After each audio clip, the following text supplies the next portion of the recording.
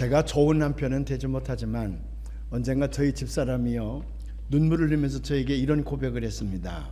여러분이 아마 들으면 깜짝 놀랄 고백인데,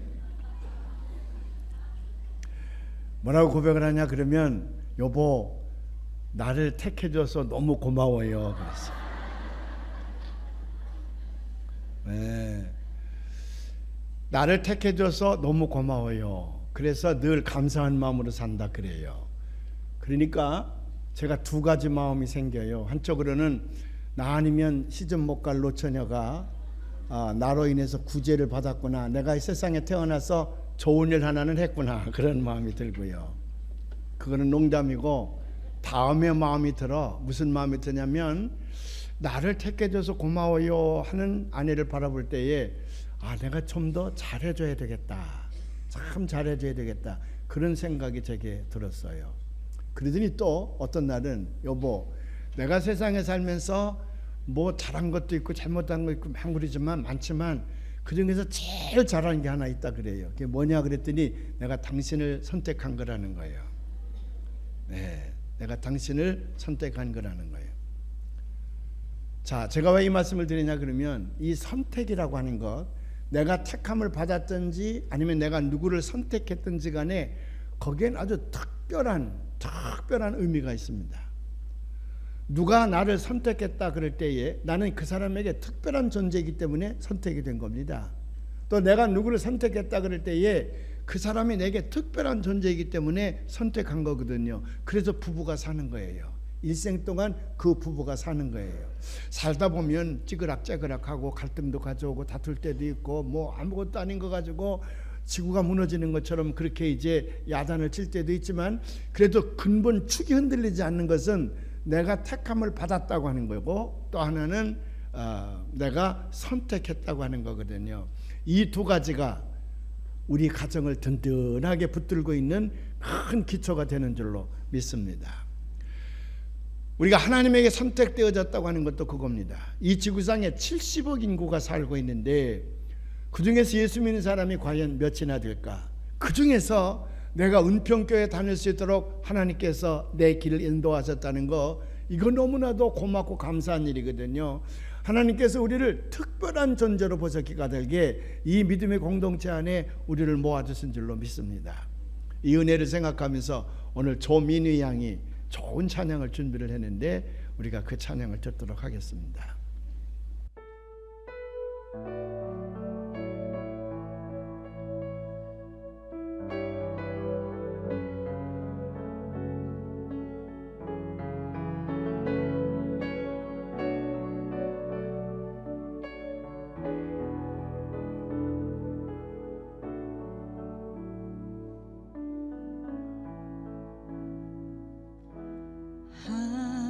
하나님 어린 양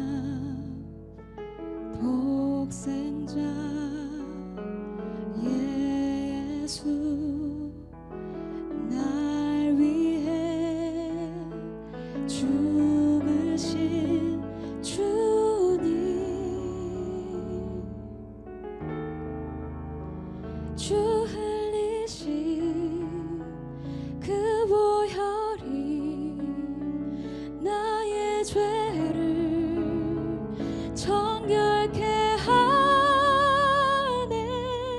내 영을 고치시네.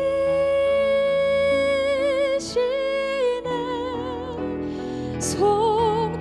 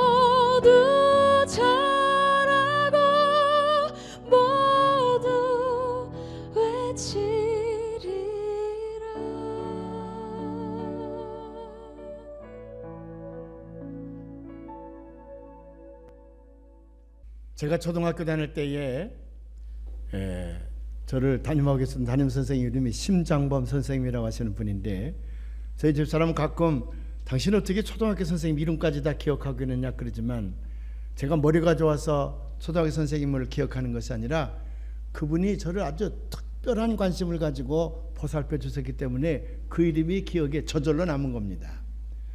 4학년 때부터 이분은 저를 늘 불러서서 월급 때가 되면 자기 아버님에게 갖다 드릴 용돈을 봉투에 담아서 저를 보고 갖다 주라 그랬어요. 거기서 이제 가려면 시내버스를 타고 가야 되고, 시외버스를 타고 가야 되거든요. 시골에 사시는데 그 돈을 제가 가지고 가면 그 우리 담임 선생님의 어머님이 꼭 쌀밥을 해서 저를 줬어요. 여러분, 지금 쌀밥 그러니까 그까짓 거 뭐하러 먹나 그럴지 모르지만은 1950년대의 쌀밥은 지금의 스테이키보다 훨씬 그게 귀한 겁니다. 그때 쌀밥 못 먹어본 사람은 평생 한이 될 거예요. 얼마나 맛있는지 몰라요. 그러니까 늘 월급 때만 되면 기다려지는 거예요. 그러면 월급날이 딱 오면 그 효성의 직관 선생님이 있으니까 저를 오라고 그래서 너 우리 아버님 댁 알지? 이것도 갖다 드리라고. 그래서 제가 2년 반을요. 매달 월급이라는 게 한 달에 한 번씩 받는 게 월급이에요. 어떤 사람은 1년에 한 번 받는 게 월급인 줄 알고 부모님에게 1년에 한 번 용돈 주고 재고 있는데, 월급은 몇 달에 한 번씩 받는 거라고요? 한 달에 한 번씩 받는 거예요. 그러니까 부모님에게 용돈을 드릴 적에도 한 달에 한 번씩 드려야 부모님 좋아하십니다. 1년에 한 번 월급 받는 줄 알고 착각하고 1년에 한 번 용돈 주고 다 했다고 생각하면, 그러면 조금 1% 모자라는 거예요. 그러니까 매 월급 때마다 월급을 받으면 절 불러서 그 집에 보내요. 그러면 제가 시내버스를 타고 가고, 옛날에는 도로가 포장이 안 돼 있었습니다. 그냥 자갈밭에 먼지가 푹 나는 건데 시내버스를 타고 가고 또 시외버스를 타고 가면, 그러면 이제 할머니 할아버지는 벌써 기다리고 있어요. 제가 가면 오늘도 영원히 수고했구나, 돌아오라고. 그러면 제가 번뜩 들어가지 않아서 한 번도 2년 반 동안 매달 갔지만 저 그냥 갈래요 꼭 그러지 제가요. 근데 한번 해보는 얘기야. 그게 한번 해보는 얘기예요. 그러면 아니라고 들어오라고 그래서 이제 쌀밥을 해주면 그걸 제가 먹고 왔습니다.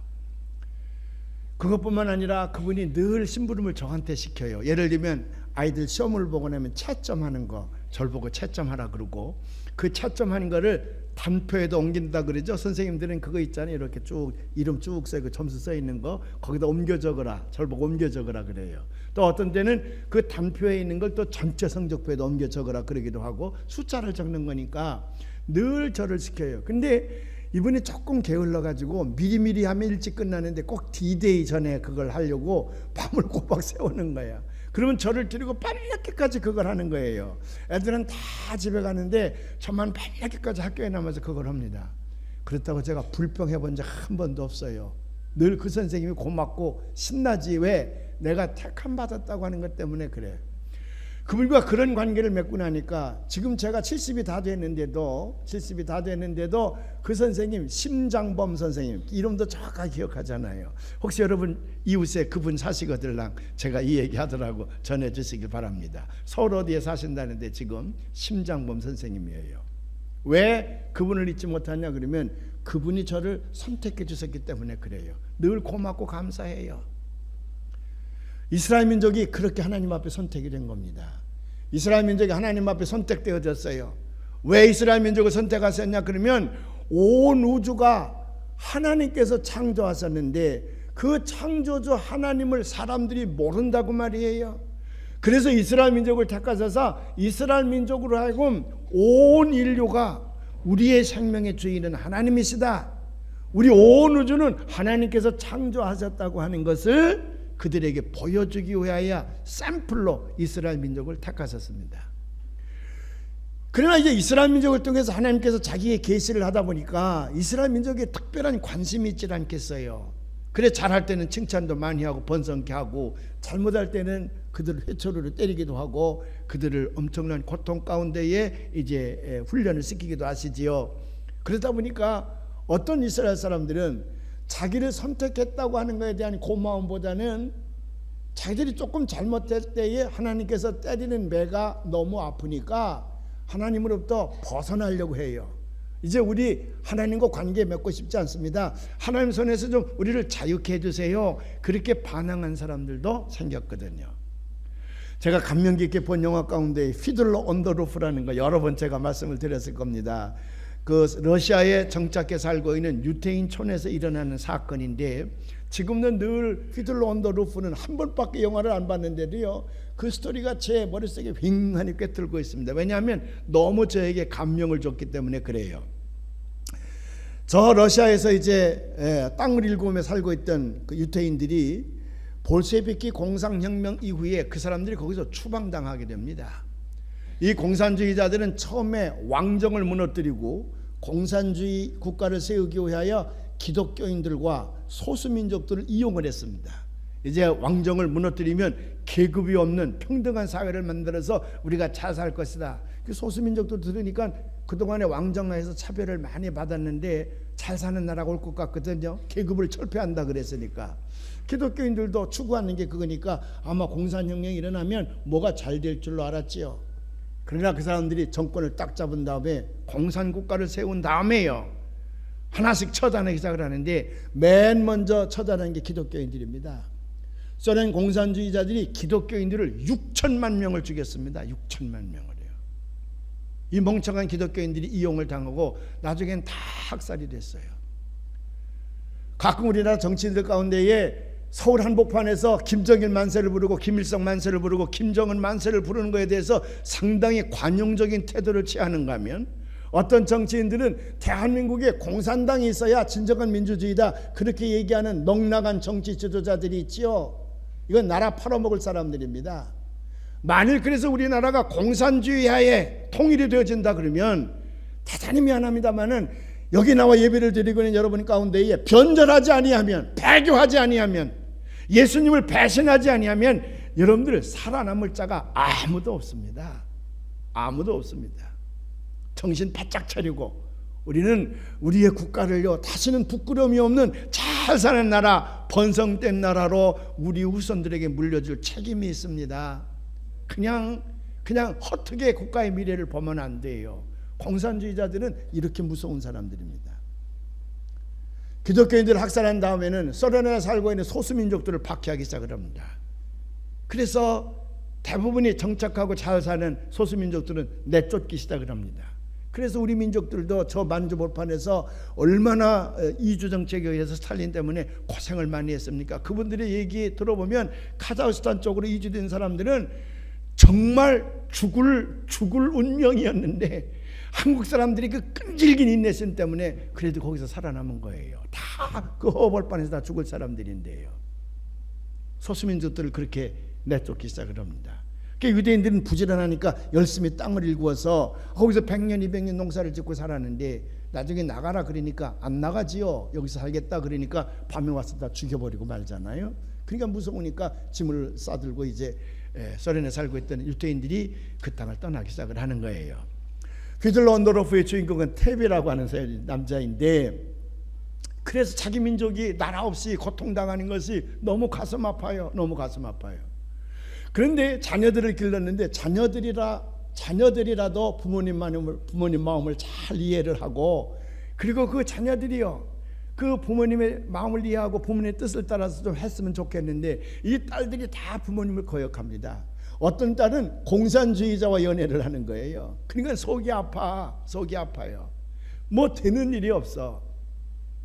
그래서 그는 어느 날이요, 두 손을 번쩍 들고 하나님 앞에 얘기를 하는 거예요. It is true. 옳습니다.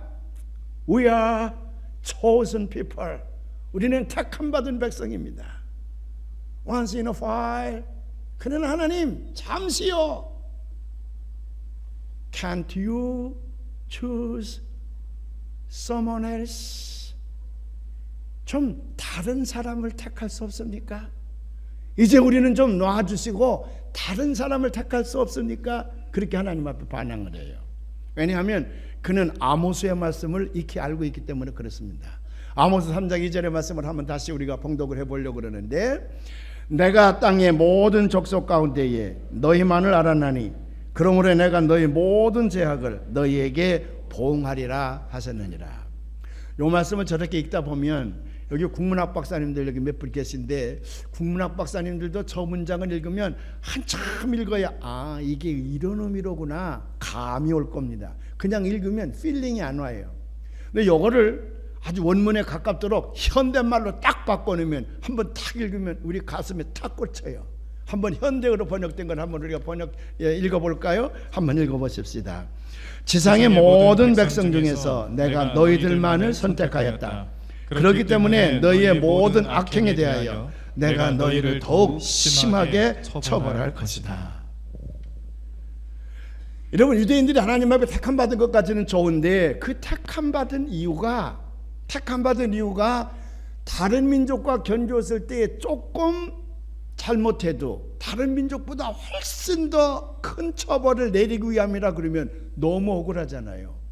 아니 똑같이 이웃과 더불어 거짓말을 했는데 저 사람은 용서해주고 택함받은 나만 세게 하나님께서 처벌한다 그러면 하나님 안 택해도 좋으니까 우리 그냥 자유롭게 사시고 그렇게 세게 손대시려고 하던 일본 사람 좀 택해주세요. 일본 사람 그 고약한 성질 가지고 있고 또 믿지 못할 놈들인데 그놈들 좀 택해서 손 좀 봐주세요. 그러지 왜 우리를 택하라 그러겠어.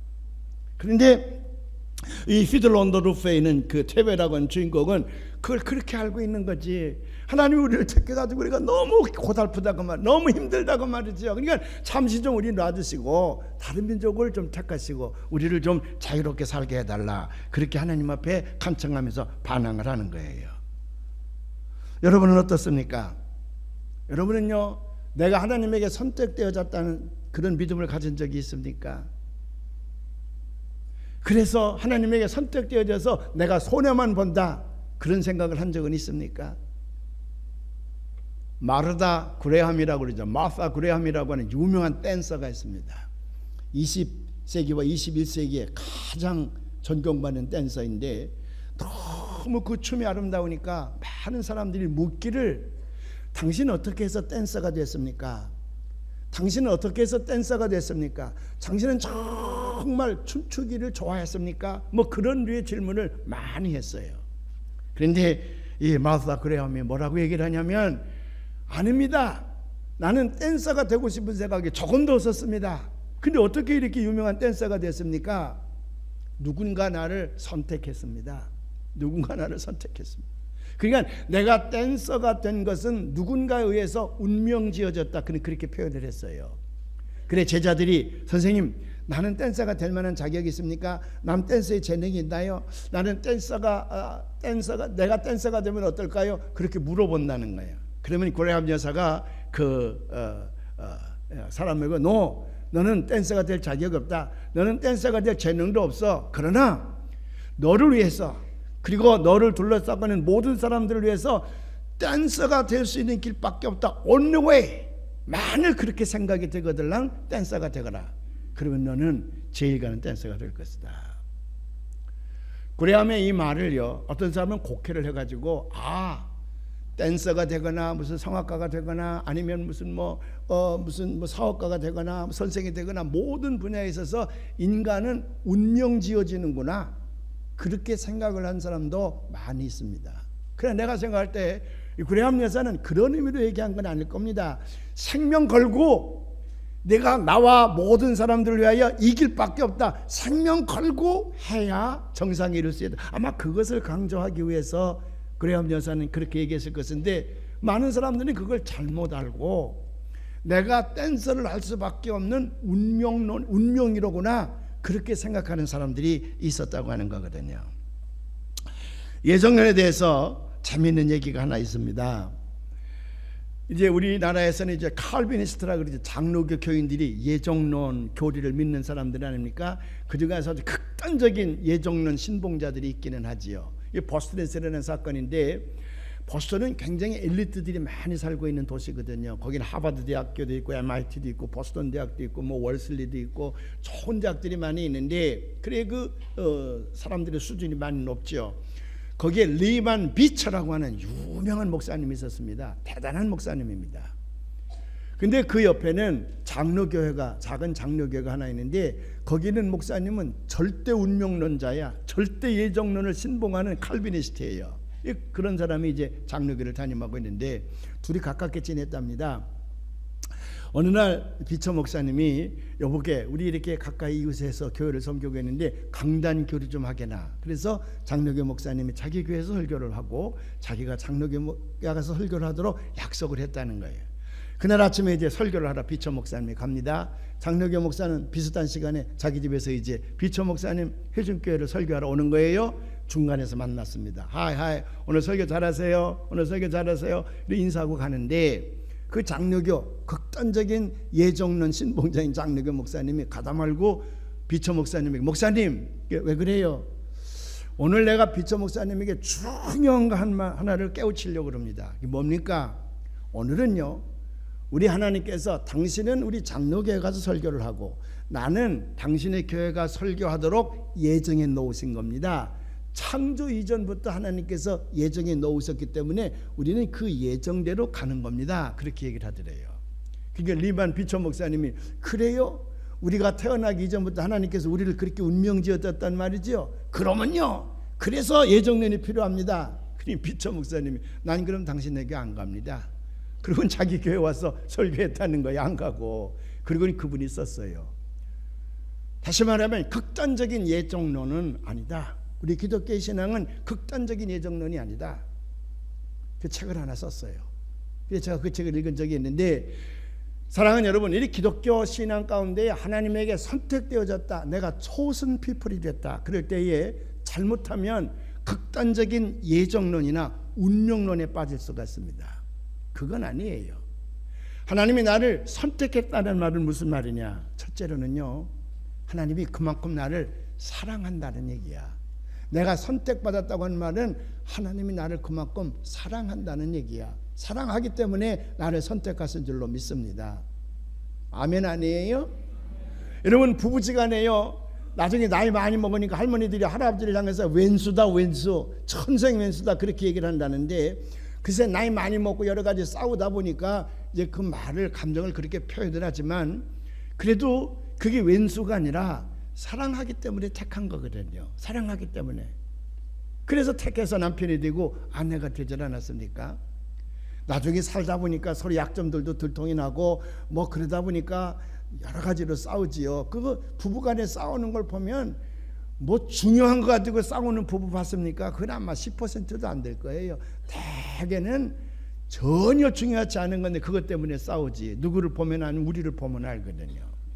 무슨 남북통일이라든지 중동평화라든지 세계의 무슨 번영을 위해서 부부간의 의견이 안 맞아가지고 싸운다는 얘기 들어봤나요? 그렇게 중요한 거 가지고는 안 싸워. 뭐 신발을 삐뚤러 놨느니 뭐 이불을 왜 잘 안 겠느니 뭐 빨래통에다 빨래를 넣고 잊어버렸느니 이런 거 가지고 산다 못 산다까지 가지. 산다 못 산다까지 가지. 남편을 무시하는 아내가 있었다지요. 결혼하고 사는데 남편을 무시하는 아주 자존심이 센 아내가 있었는데 하루는 병원 응급실에서 전화가 왔더래요. 전화를 받으니까 당신이 아무개쓰냐? 그래 아무개씁니다. 당신 남편이 죽었다. 빨리 병원으로 오라. 그래 이 아내가 놀래가지고요 헐레벌떡 병원으로 갔습니다. 그러니 자기 남편이 시트에 덮여져 있거든요. 그래 그 응급실 시트에 접혀있는 자기 남편의 시체를 붙들고 여보 내가 잘못했어요. 여보 내가 잘못했어요. 내가 정말 당신 얼마나 사랑하는 줄 알지요. 이렇게 훌쩍 떠나다니 여보 미안해요. 여보 미안해요. 막 울고 이제 통곡하니까 남편이 시트를 딱 벗고 여보 나 안 죽었어. 그러니까 의사가 죽었다면 죽은 거지 네가 뭐하라 이 사람아. 의사가 죽으면 죽은 거야 그랬다는 거야. 무슨 말인지 모르는 사람도 있네. 하나님이 왜 다윗을 택했느냐? 다윗을 사랑하기 때문에 택했어요. 마음에 드는 사람이야. 그래서 다윗을 가리켜서 하나님의 마음에 합한 자라 그러잖아요. 그래서 목동에 불과한 다윗인데 그를 들어서 전무후무한 왕으로 삼지 않습니까? 예수님께서도 마가복음 3장 13절부터 15절에 오면 12명의 제자들을 택하셨는데 왜 예수님께서 그들을 택하셨느냐? 마음에 드는 자라 그랬어. 예수님이 원하는 자들이라 그랬어요. 사랑하기 때문에 택한 거예요. 내가 하나님을 사랑하지 않았는데도 불구하고 하나님이 나를 먼저 사랑하셔서 나를 택해 주신 거라. 그걸 깨닫게 되면 우리 마음속에 뭐가 풀릴 듯 일어나? 고맙고 감사한 마음이 풀릴 듯 일어나는 거예요. 로마서는 말합니다. 아직도 내가 죄인 되었을 때에 우리 하나님께서는 나를 택하시사 나의 모든 죄를 다 씻어주시기 위하여 독생자 예수 그리스도를 십자가에 못 박았느니라. 내가 아직도 죄인 되었을 때 내가 회개하고 돌아오는 것도 아닌데, 내가 잘못을 뉘우치고 있는 것도 아닌데, 내가 아직도 죄인으로 있는데도 불구하고 하나님은 일방적인 사랑을 내게 퍼부어 주셔서, 그래서 나의 죄를 용서해 주셨다는 거거든요. 기독교 신앙의 출발점은 그렇기 때문에 kneel down before Jesus Christ, 예수 그리스도 앞에 무릎 꿇고 시작하는 거예요. 나 같은 죄인을 먼저 사랑하셨기 때문에. 주 예수 내가 알기 전 우리 찬송을 한번 해봤습시다. 우리 이제 불렀던 찬송인데 우리가 한번 해봤습시다. 주 예수 내가 알기 전 날 먼저 사랑했네. 그 크신 사랑 나타나 내 영혼 거듭났네. 주 내 맘에 늘 계시고 나 주의 안에 있어. 저 포도 비유 같으니 참 좋은 나의 친구. 두 번째로 하나님께서 나를 선택하신 이유는 절대적인 운명론, 예정론에 빠지기 위한 것이 아니라 나에게 사명을 주시기 위함입니다. 하나님께서 70억의 인구를 이 땅에 보내실 때에 한 사람도 거저 보낸 사람이 없다 그랬지요. 70억 인구의 이 지문이 다 다르듯이 우리에게 주신 하나님의 사명이 다 달라요. 내게 주어진 고귀한 사명이 있기 때문에 그 사명을 주어서 우리를 이 땅에 보내신 겁니다. 그래서 우리는 모두가 다 사명자예요. 이 사명을 깨닫고 사는 사람이 가장 값진 인생을 사는 사람이에요. 이 사명을 깨달아야만이 나는 만물의 영장이 될 수가 있습니다. 그래서 킬케골드요, 내가 그것을 위해서 죽고 그것을 살 수 있는, 그것을 위해 살 수 있는 하나님께서 내게 주신 그 사명을 깨닫는 사람, 그 사람이 이 땅 위에서 가장 보배로운 사람이다. 그의 인생이 가장 값진 인생이다고 말이죠. 오늘 이사야 선지자도요, 이스라엘 민족을 하나님께서 선택하신 이유를 잘 표현해 줬어요. 오늘 봉독한 말씀인데 한번 다 같이 봉독해봐요. 다 같이 봉독해 보십시다.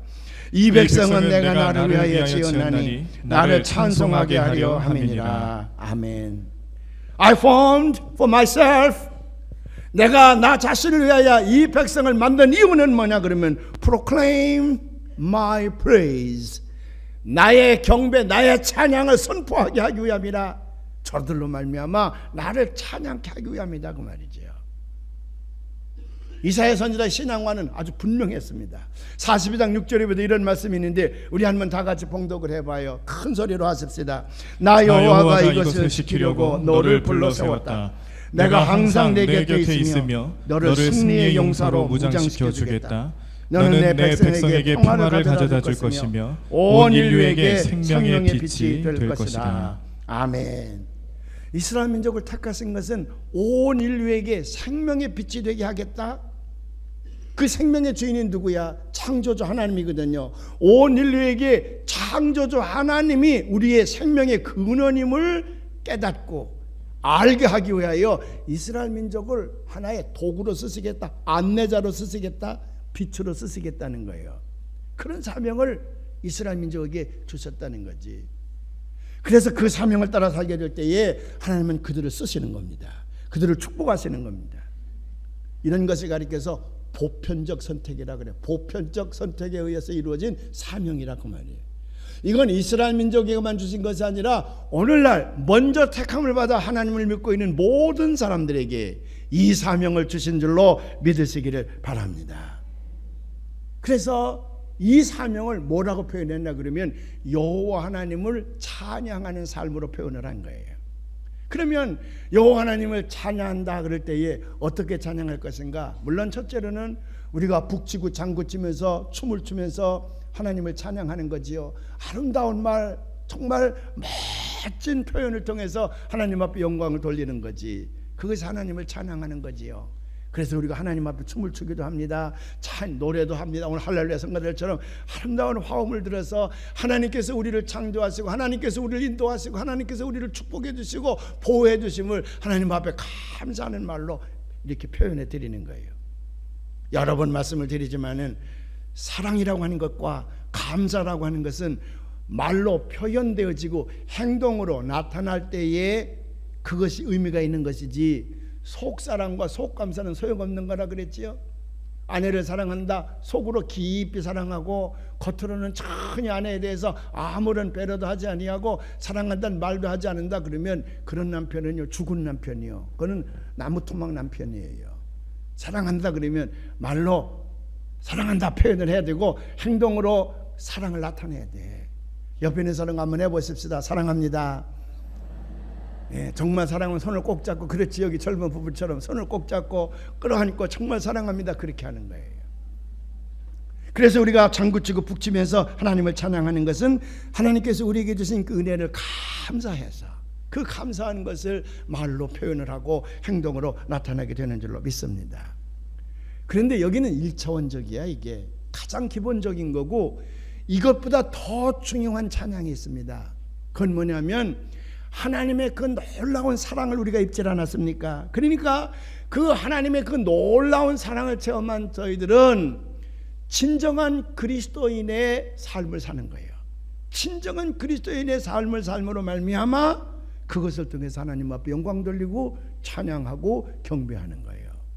영어로 얘기하면 living a life of genuine Christian love.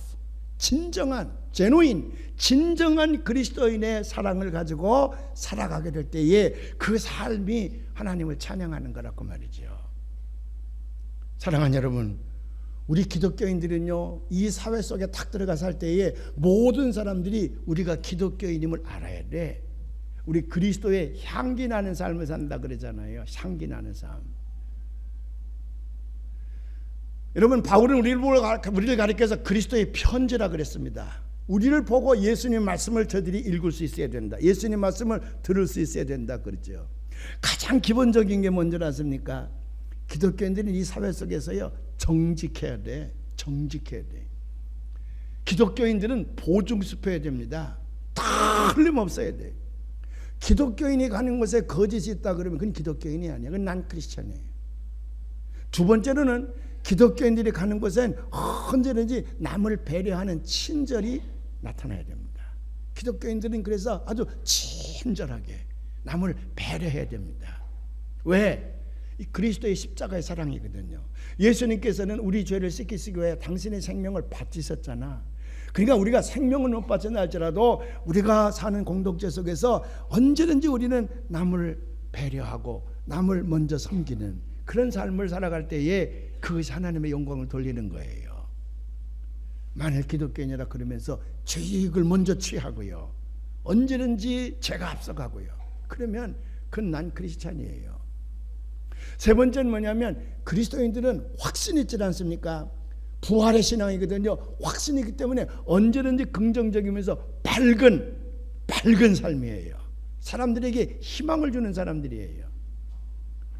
옛날 네로가 기독교인들을 잡아 죽이기 시작을 하지 않습니까? 로마를 이게 도시계획에 상당히 관심이 많은 네로가 갑자기 구 로마 도시를 불지르고 나니까 백성들이 봉기를 하잖아요. 그걸 모면하기 위해서 불지른 게 기독교인이라 누명을 뒤집어 씌우고 기독교인들 잡아 죽이기 시작을 하는데 로마 원형 경기장에 20만 명 내지 30만 명을 죽였다는 거 아니에요. 근데 그때 로마 병사들 가운데 기독교인들의 목을 쳤던 수많은 사람들이 거기에서 예수 그리스도를 영접합니다. 그 기독교 역사에 나오는 거죠. 왜? 그들이 목을 잘랐는데 목이 잘린 기독교인들의 얼굴을 들어보니까 전부 미소를 짓고 있다는 거예요. 전혀 두려움에 떨지 않았다는 거지. 거기서 감동을 받고 예수를 믿은 사람이 많이 생겼다는 거예요. 사랑하는 여러분, 우리 기독교인들이 가는 곳에는 희망이 있습니다. 왜? 우리에겐 부활의 신앙이 있거든요. 다시 일어서는 희망이 있어. 그 레질리언스라고 하는 말로 요즘에 많이 표현을 하는데 우리는 언제든지 다시 일어서서 승리하는 믿음이 우리에게 있어. 기독교인들이 가는 곳은 그렇기 때문에 언제든지 긍정적이고 사람들에게 희망을 주는 그런 삶이어야 돼. 밝은 삶이어야 돼요. 어둠을 밝게 비추는. 그래서 빛이라 그러지 않았습니까? 빛이라 그러지 않았습니까? 어떤 사람이 작은 글을 하나 썼어요. 젊은 부부인데 무지문지하게 가난합니다. 그러나 열심히 사는 사람이에요. 나 아이를 낳아서 기르는데 이 아이를 돌볼 사람이었습니다. 아이를 돌봐야 부부가 나와서 이제 일을 해야 집값도 내고 살림도 하고 아이도 키워하는데 아이를 돌볼 사람이 없어. 그래서 전전긍긍하는데 그 옆집에 사는 나이 많은 집사님이요. 그 모습을 보고 내가 부족하지만 당신이 일하는 동안에 내가 아이를 돌봐줄 테니 나한테 맡기라고. 근데 이 양반 돈도 안 받습니다. 그냥 자기는 시간이 있으니까 내가 돌보니까 걱정하지 말고 나가서 일해서 열심히 벌으라고.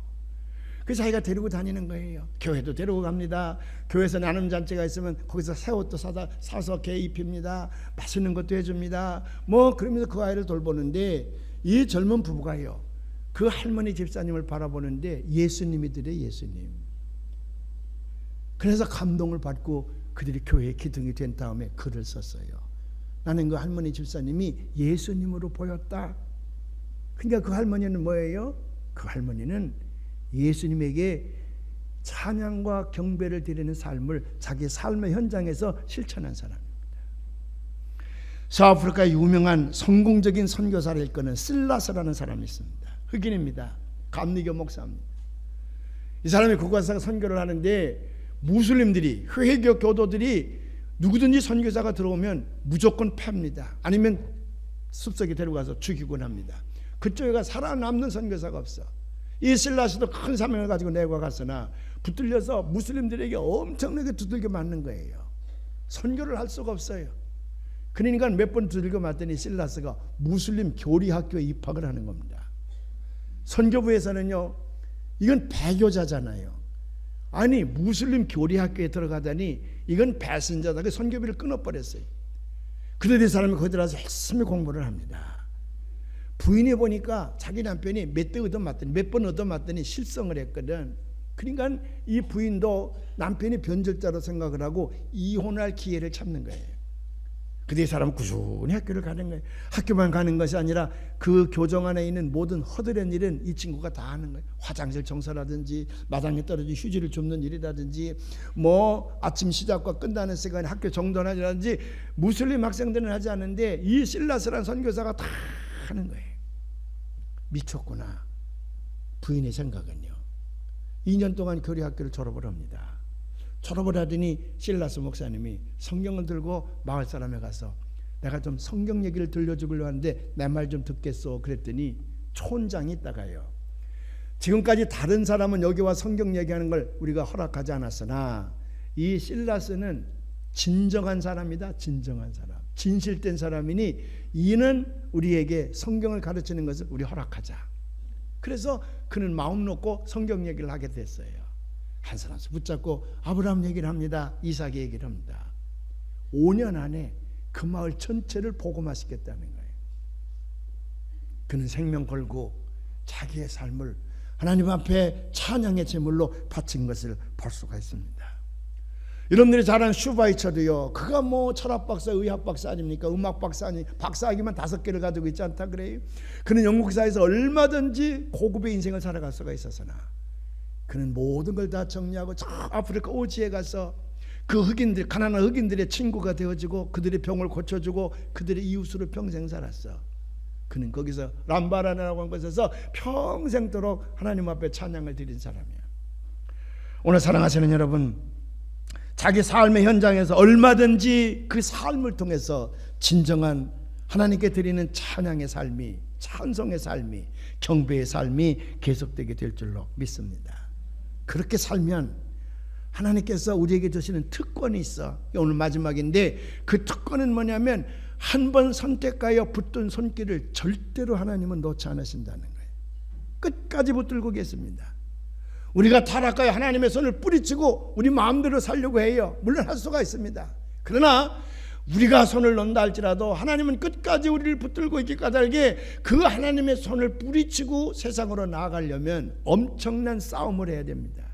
근데 이기는 자가 없어. 이기는 자가 없어요. 1950년대, 60년대, 70년대 초반까지만 해도요, 교회 안에 목사님의 자녀들과 장로님의 자녀들이 타락 1번입니다. 타락하는 사람 1번입니다. 그래서 문제만 생기면 그게 목사들이고 장로아들이야. 우리나라가 한참 이제 산업화가 되면서 이 사회가 향락주의에 빠지고 있는데, 이 목사들 장로아들들은 교회만 오면 엄격한 잣대를 들여대고 그들에게 강요를 하니까 사춘기 나가는 아이들이 다 똑같지요 뭐. 근데 막 엄격하게 다루니까 얘들이 튕겨 나가가지고는, 그래서 문제가 많이 생겨요. 제 친구 가운데 유명한 깡패, 뭐 어떤 도둑놈 다 그 목사들이 많았어. 장로들도 많고요. 그들은 반항하며 뛰쳐나갔습니다. 근데요, 대개는 다 돌아옵니다. 제 친구들은 거의가 다 돌아와. 왜? 그들은 하나님의 손을 놓고 나갔으나 하나님이 끝까지 그들을 붙들고 있기 때문에 그래요. 90이 넘어서 돌아온 사람 들어봤습니다. 장로님 아들인데 90이 넘어서 눈물을 절절 흘리면서 내가 이렇게 산 놈입니다. 그리고 회개하는 사람 봤어요. 하나님은 한 번 붙든 손을 놓지 않으시는 거예요. 그건 마치 부모님이 자식의 손을 놓지 못하는 것과 같아. 말로는 왼수다, 저 자식은 내 자식이 아니야, 호적에서 파버렸어, 저놈은 우리 피를 받은 놈이 아니야. 말로는 그렇게 하지만요, 속으로는 부모가 자식에게 손을 놓는 사람 봤습니까? 없어요. 아무리 못된 자식이라도 부모는 말로는 뭐 극단적인 표현을 많이 해도 속으로는 자식을 붙든 손을 놓지 않는 거예요. 제 친구 목사님에게 들은 얘기예요. 기가 막힌 얘기예요. 어떤 부부가 이제 미국으로 이민을 하는데 아들 하나를 두고 있었답니다. 5학년 때까지는 모범생이었답니다. 공부도 잘하고 우등생이었대요. 근데 5학년 때부터 저보다 서너 살 많은 아이들과 사귀기를 시작하더니 이 아이가 문제가 되기 시작을 하는데 선생이 자꾸 학부형을 부릅니다. 이 아이가 이런 문제가 있습니다. 이런 사고를 쳤습니다. 죄송합니다. 그렇게 타일러도 이 아이는 그냥 건너가는 거예요. 중학교 때 가니까 이 아이는 범죄의 속으로 빠지는 거예요. 이번에는 이제 경찰서에 자꾸 부르는 거예요. 그래서 생각하기를 맹자도 자식으로 해서 이사를 했다는데 우리도 이사 갑시다. 사업 기반이 단단히 잡혀져 있었지만 그걸 다 버리고 아들을 데리고 저 먼 도시로 갔다는 거예요. 그런데 먼 도시로 가는데도 불구하고 그 멀리에 있는 옛날에 사귀었던 그 아이들이 계속 연락을 하면서 툭하면 이놈이 가출을 하는 거라. 그래서 역시 거기서도 안 되겠다 생각을 하니 부부가 아들을 데리고 미국 이민을 결심을 한 거예요. 그래서 여러 사람들이 조언을 들어가지고 가장 좋은 동네, 학군이 제일 좋은 곳에다 자리를 찾고 아이를 거기에 입학을 시킵니다. 그리고 그것을 이제 뒷바라지기 위해서 부부가 열심히 나가서 일을 합니다. 그런데 참 묘한 건요, 한국에 있는 아이고는 완전히 끊었는데 거기서 1년쯤 지나니까 그 지역의 갱들이 그 아이와 이제 연결이 되는 거라. 그래서 갱들이 그 아이 둘레로 몰려들기 시작을 하는 거예요. 아무리 애를 뭐 점을 쳐보니까 조상에 귀신이 붙었다 그래서 미국 무당까지 데려다가 심지어는 레이건 대통령의 부인이 자주 찾아가는 무슨 점쟁이한테 가서 그래서 어떻게 하면 이 아이를 바로 잡을 수 있을까, 그래서 점도 수없이 치고요, 굿도 수없이 하고요, 뭐 절간에 갔더니 중기 저 승려가 무슨 뭐 이런 걸 넣고 다 부적인가 이걸 넣고 다니면 된다 그래서 그것도 값비싸게 해서 넣고 별짓 다 해도요, 이 아이는 고등학교 결국 중퇴하고 결국 그 마약 밀매단에 들어가더니 계속 이제 형무소를 들락거리는 거예요. 나중에는 이제 장성한 사람이 되니까 마약 밀매단에서 마약 밀매를 하다가 결국 갱들끼리 부딪혀서 중형을 언도받고 거의 일생을 형무소에서 보내게 됐습니다. 그때 누군가 그 사람에게 전도를 했어요. 지금까지 다 해보지 않았습니까? 교회에 나오셔서 우리 하나님 앞에 닦으십시오. 하나님 앞에 기도하십시오. 그러면 새 세계가 열릴 겁니다. 그래서 나왔다는 거지. 나와서 신앙생활을 새롭게 시작을 하는데 일생을 그렇게 보냈더니 해갑이 다 돼서 중병에 걸렸습니다. 불치의 병에 걸렸어요. 아버지가요. 그래 병원에 입원을 하고 있다가 결국 고치질 못하니까 몇 개월 만에 세상을 떠나게 되는데 목사님은 그의 영혼을 완전히 구원시켜서 하늘나라로 보내야겠다. 그래 가서 이제 그에게 자주 신방을 가서 구원의 교리에 대해서 설명을 합니다. 예수 그리스도가 당신의 구세점을 꼭 믿으시길 바랍니다. 열심히 이제 믿음의 확신을 줬다는 거예요.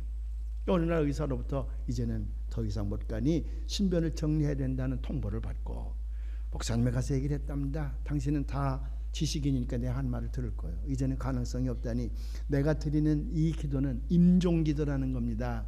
마지막 당신의 시간을 확신시켜서 천국으로 보내는 기도니 내 말을 잘 들으십시오. 그리고 성찬식을 거행하려고 했더니 이 다 죽어가는 아버지가요, 그 목사님 손을 더듬으면서 꼭 잡더니 놓지는 않더래요. 근데 얼마나 꼭 잡았는지 거기서 물이 맺히더래. 물이요. 바들바들 떨면서 그 아버지가 하는 말이, 목사님, 그래도 나는 포기할 수가 없습니다. 사람들은 날 보고 바보라고 그럽니다. 끝까지 아들 하나 왜 포기 못하느냐, 당신의 인생을 살아야 된다. 그래서 수없이 내가 포기를 해봤지만 포기할 수가 없습니다. 어떻게 포기합니까? 안 되는 걸. 그런데 목사님, 내가 죽으면 결국 포기하는 것이 되는데 그러면 누가 우리 아들 돌보나요? 나 죽을 수 없습니다. 목사님, 나 죽을 수 없습니다. 있는 힘을 다해서 내가 이대로 죽으면 안 됩니다. 끝까지 난 아들을 붙들고 있어야 됩니다. 내가 돌봐야 됩니다. 그래서 목사님이요, 알아요. 당신의 마음을 알아요. 그러나 이제 놓으세요. 당신이 놓아야 우리 하나님이 붙으십니다. 하나님은 당신보다 훨씬 당신의 아들을 잘 보살필 것이니 안심하고 손을 놓으십시오. 그리고 평안한 마음으로 하늘 나아가십시오. 그리고 그에게 임종기도를 마치고 이제 그가 세상을 떠나게 되는데, 나중에 뷰잉 아워라 그러지, 우리가 말하는 이권 예배나 같은 것인데, 가서 목사님 갔더니요, 두 손을 못 폈더래. 꼭 쥐고서 그리고 세상을 떠나는데, 그 화장사가, 얼굴 화장하는 사람이 아무리 피려 그래도 웬만하면 다 펴지는데 이 손이 펴지지 않더래요. 그 화장사가 했다는 말이 무슨 사이인지 모르지만 이 사람이 너무 손을 꼭 쥐고 있었기 때문에 도저히 필 수가 없어서 그냥 우리가 내놨다 그러더래요. 그때 목사님은 그때 많은 걸 깨달았다는 거예요. 자식을 사랑하는 애비의 마음이 이거로구나. 그렇다 그러면 이 마음은 하나님의 마음인데, 하나님도 결국 우리를 이렇게 붙들고 계시거늘 끝까지 포기하지 않고 나를 붙들고 계시니까 하나님을 내가 안다 그러면 내가 하루의 삶이라도 낭비하며 살 수가 있을까? 하나님이 기뻐하시는 삶을 내가 살아야 되지 않겠는가? 깊이 그 목사님이 거기서 깨달았다는 거예요. 사랑하는 여러분, 여러분이 하나님의 곁을 떠나려고 아무리 몸부림을 쳐도 이젠 다른 사람은 택하십시오, 나 좀 자유롭게 놔두십시오, 그렇게 한다 할지라도 하나님은 끝까지 포기하지 아니하고 여러분을 붙들고 있음을 기억하시길